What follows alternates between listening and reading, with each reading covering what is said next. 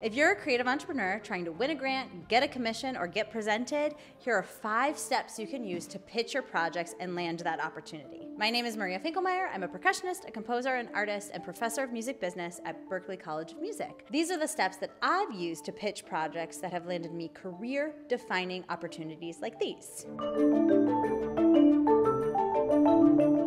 And I want to tell you my secret. You can download a free workbook to follow along, and I'm going to go through each of the 5 steps now. So the first step is the what. Yes, it sounds very simple, but can you define what your project is, this massive vision in your brain, in 1 to 2 sentences? If you can't, you need to try. You need to be able to articulate exactly what you're wanting to do. That is it a concert? Is it a project? Is it a photo shoot? Is it a video shoot? Is it an art film?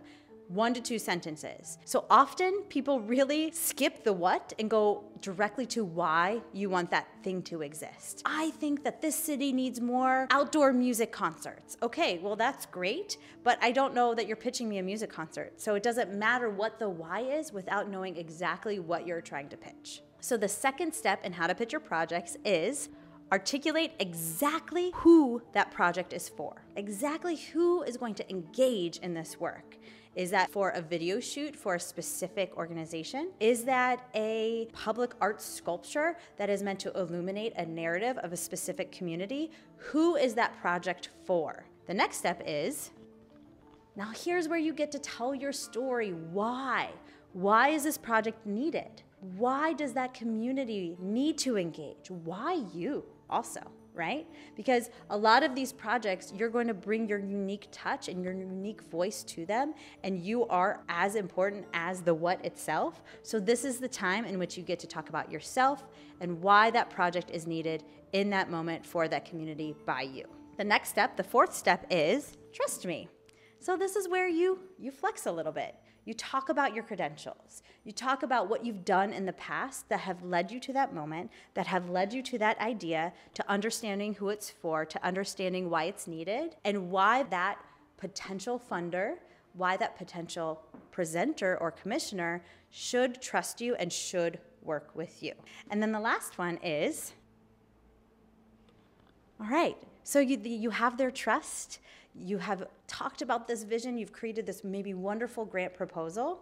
And while this might be out of your hands if you're submitting something, your contact information, the way that they connect with your social media, your website should be very, very clear. If you're giving a verbal pitch or an email pitch or on a Zoom call, that call should end with a very, very clear what is next. Okay, let's think for 2 weeks and put something on the calendar before you hang up. If it's an email, there's a very clear call to action, which could be a button to donate to your crowdfunding campaign, or it could be a button that downloads something or leads them to somewhere in which they can act upon what you're trying to have them do.